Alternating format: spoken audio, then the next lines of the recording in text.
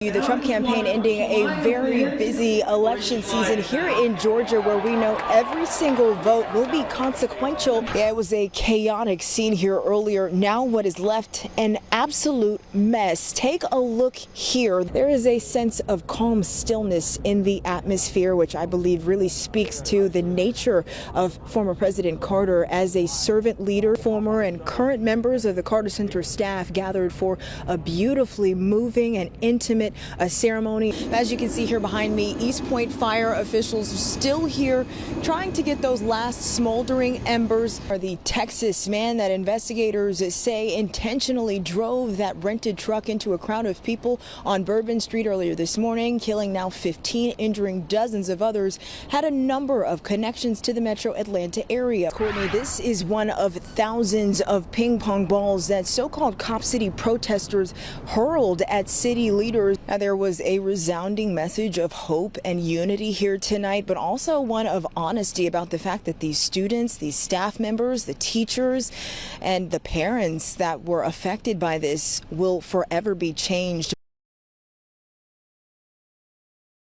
The Trump campaign ending a very busy election season here in Georgia, where we know every single vote will be consequential in determining who will become the next president of the United States. Now, we are here live at the Atrium Health Amphitheater in Macon, where former President Trump is expected to address a crowd of hundreds of his supporters over the next few hours. If you take a look around, you can see this amphitheater is completely packed. There is not an available seat in this crowd.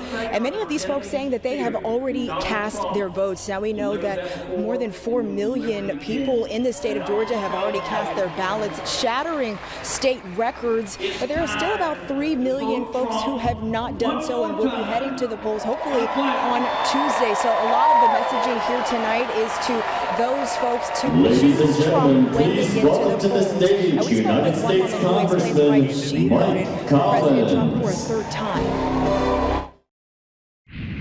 I voted for Trump all 3 times. Now, this will likely be one of the last times that former President Trump can speak directly to crowds and certainly Georgia residents to convince them to vote for him on Tuesday. So it's going to be crucial to hear exactly what he has to say to not only this crowd, because many of these people have already voted, but to people who are still undecided. Now, a lot of what his campaign and what his officials are focusing on is certainly just how people felt when he was in office, the money that they had in their pockets, the inflation issue that we're currently seeing and people are dealing with now, and of course the issues that are ongoing at the border, and comparing that to what we saw with the Biden-Harris administration.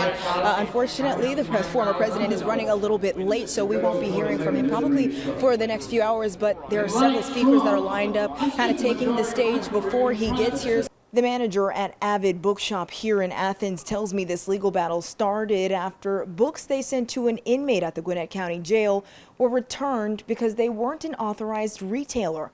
Well, the store's lawsuit argues that policy is unconstitutional. It's a First Amendment issue. Luis Correa says for many in the prison system, books can serve as a lifeline over the days, months, and years that inmates spend behind bars. Books really change people's lives. The operations manager at Avid Bookshop in Athens tells Fox 5 an effort to do just that for an inmate at the Gwinnett County Jail last May was put on hold. Friends of someone who is incarcerated there tried to use us in order to send books there, and we kept getting the packages rejected. In a lawsuit filed Friday, Correa says he was told by jail officials the bookshop was denied the ability to become an authorized retailer because friends and relatives could enter the bookstore and place contraband inside the books sent to the jail. The bookshop's appeal of that decision was also denied. Correa says he was told they could send books directly through a publisher. Essentially what that boils down to is that Amazon and Barnes & Noble can send books, but small businesses, local businesses like Avid Bookshop can't. The federal suit accuses the Gwinnett County Jail of excluding brick-and-mortar bookstores like Avid from sending books to inmates through its current mail policy. In filing the lawsuit, we're saying that our book selling is an expressive act. They've challenged the policy, claiming it's in violation of their First and 14th Amendment rights, as well as the rights of friends and family members wanting to send books to inmates. I think it would be invaluable for people who are in prisons and jails to be able to receive books from bookstores in the communities that they'll go back to.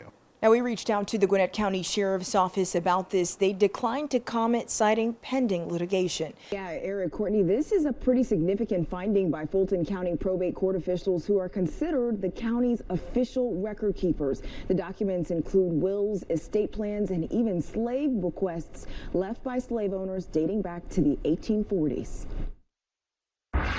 Some counties don't have those, due to floods, fires, but to see that Fulton County still had those records was amazing to me. Inside the records room of Fulton County's probate court, we were able to uncover some interesting stories about slave owners. The recent discovery of 200-year-old court documents provide new insight on a told and untold history of slavery in the Old South. That was a story that I hadn't heard before, where slave owners paid for their slaves to go back to Africa. Chief Probate Court Judge Kenya Johnson says she and her staff stumbled upon hundreds of stories found within marriage licenses, estate planning documents, and wills dating as far back as the 1840s. Among them, documents signed by Coretta Scott King in the months after her husband's assassination in 1968. And even further back, documents that determined the fate of slaves after their owners passed. I began having the staff to look at the wills to see if we could actually see slave bequests. And within the first 10 minutes, we identified several wills. Record Supervisor Candace Davis said those findings were bittersweet, a disheartening reminder of the struggles her ancestors faced, and a testament to how far we've come. We were treated as property, and some of those will slaves were treated just like with cows and with furniture. Johnson says their goal now is to preserve those documents and share what they found with other groups who may be interested in taking a lesson in Fulton County's history.